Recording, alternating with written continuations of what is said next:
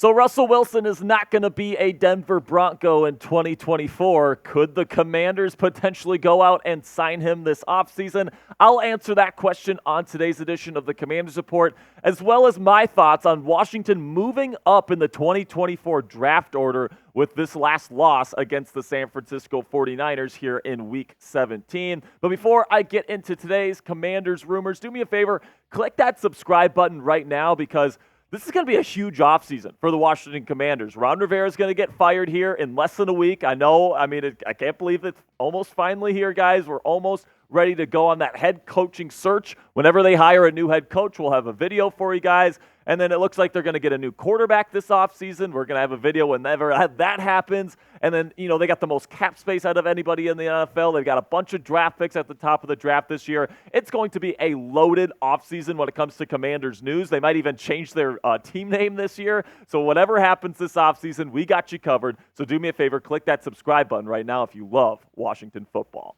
So now let's talk about Russell Wilson here because, of course, the Denver Broncos, they no longer want him as their starting quarterback. The reports are saying that they are gearing up to release him. Of course, they're starting Jarrett Stidham right now just to make sure he doesn't get hurt, and he's on the IR for when his guaranteed money kicks in. So it definitely seems like Russell Wilson will not be a Denver Bronco in 2024, but the question is, should he be a Washington Commander? And I'll answer that in just a little bit, but first I want to talk about Sam Howell, because let's get it out of the way right now, all right? I understand that there's some Sam Howell supporters out there that want to keep him, but as somebody that does this for a living, somebody that breaks down the film every single week, and I've seen every single snap on the All-22 that Sam Howell has played this season, I just don't think there's any way the Washington Commanders are going to be bringing this guy back as their starting quarterback in 2024. We'll go over some of the options for replacing him coming up on today's show, but you look at these numbers from Sam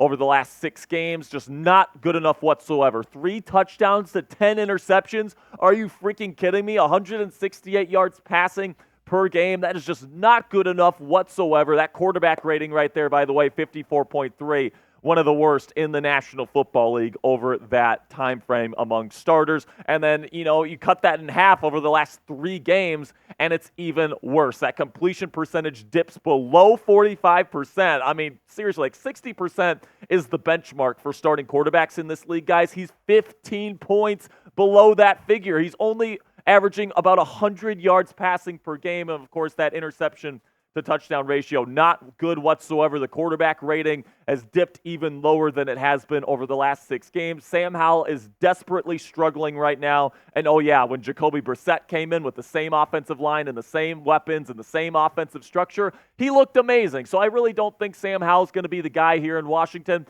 But I want to hear from you guys right now. What should the Washington Commanders do at the quarterback position in 2024? Do you think they should bring back Howell as the starter? Type SH. If you want to add a veteran this offseason via signing or trading for them, type vet in all caps. Or if you want to go draft a rookie in the 2024 NFL draft, type draft in all caps down there in the comments section. And this is going to be the pinned comment on today's show. So YouTube's going to throw you an ad break here in just a couple of seconds. When that happens, take advantage of that time by answering today's pinned question.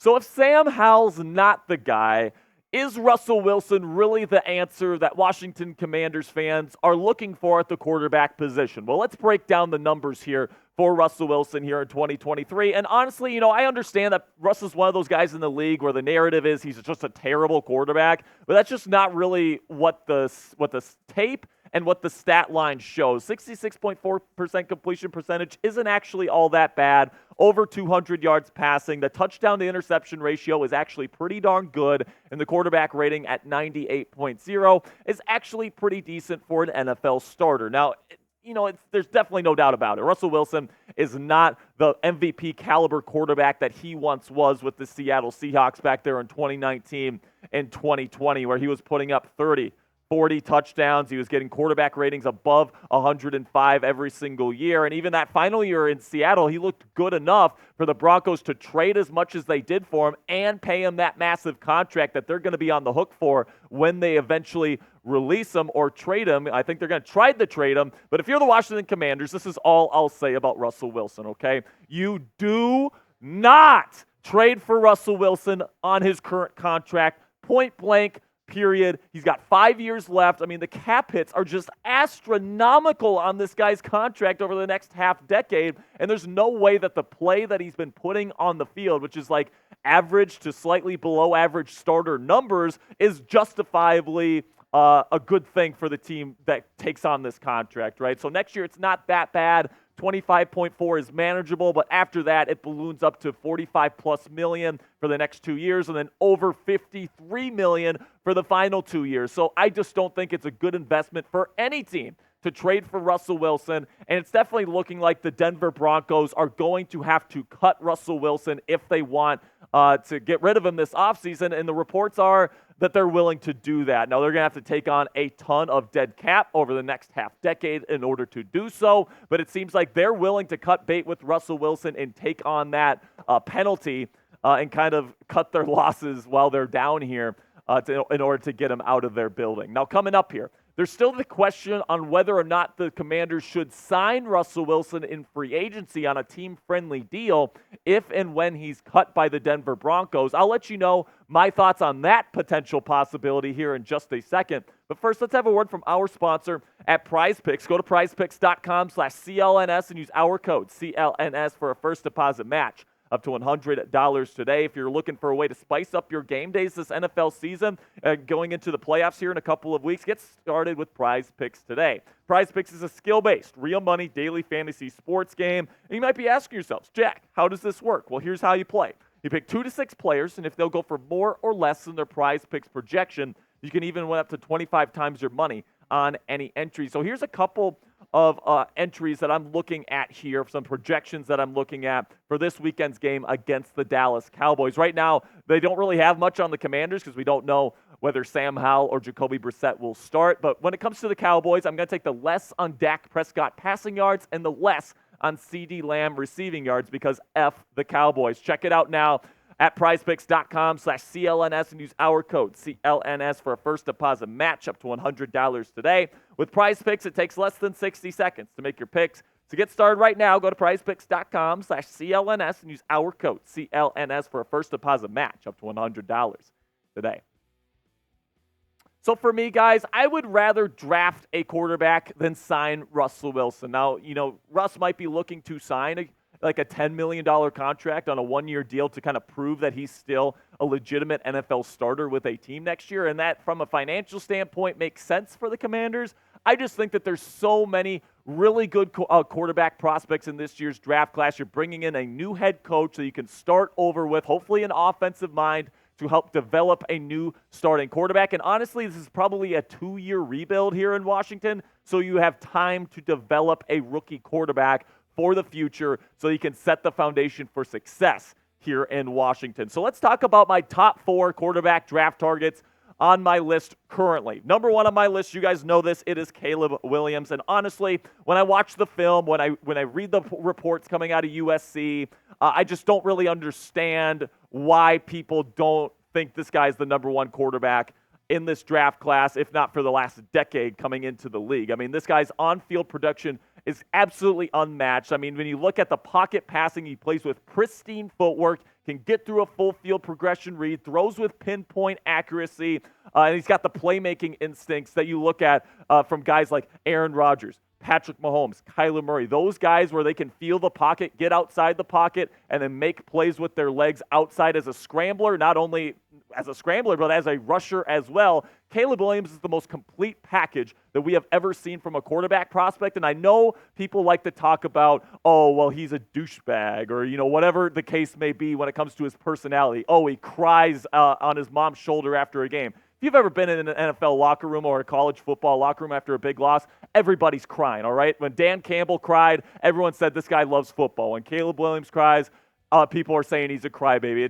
It's people see what they want to see in players, and with Caleb, everything coming out of USC is that he works his tail off. He's a great leader. People love him in that locker room, and it seems like he is the type of guy that can lead an NFL locker room to me. So with that combination of great work ethic, leadership ability, and on-field skills and production, I think he's the most complete quarterback prospect in the NFL draft since I've been doing this, since 2018. and that's probably going to be my final evaluation throughout this offseason as well. However, I do like Drake Maye a lot too, and if Caleb Williams wasn't the number one guy in this draft class, I really like Drake Maye as well, and he'd probably be the number one guy if Caleb wasn't in this draft class. I really do like Drake Maye. The skill set is actually very similar to Caleb Williams, where he's the complete package. He's got the size. He can move outside the pocket and throw off platform and be a playmaker. He's got good pocket presence. No, he doesn't do any of these things at the level of a Caleb Williams, in my opinion, but he's definitely the type of guy that you can definitely build your franchise around. And this is definitely the type of guy that can be a superstar quarterback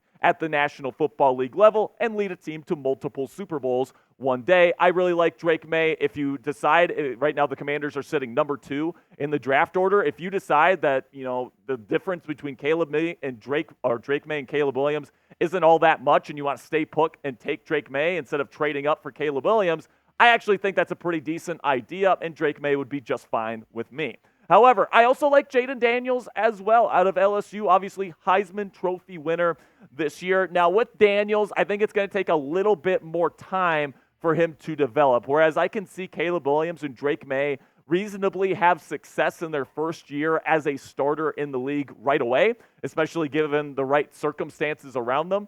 Jayden Daniels, I think, will take a little bit more time, the same way that Lamar Jackson took a little bit of time when he came into the league with the Baltimore Ravens. Now, Jayden Daniels, man, he's got all the tools that you look for. He can run the football. He's a good playmaker. He's got a great deep ball and some really good arm strength. My comp for him is Lamar Jackson, but that also means that you're probably going to have to be more patient with him. But the good thing with the Washington Commanders is that they can be patient with the rookie quarterback that they draft this year. So Jayden Daniels is definitely somebody you need to consider as well. And then number 4, pretty obviously here, Michael Penix Jr. Now, some people are talking about Penix all the way up to the number 2 spot in this year's quarterback prospect list, whatever you guys want to call it. I still have him at number 4 because although he is such a fun prospect, guys, like he's got the arm strength, he's got the pinpoint accuracy, the arm talent on Michael Penix Jr. is absolutely fantastic, but he also has great pocket presence. The one thing that I really look for in a true star quality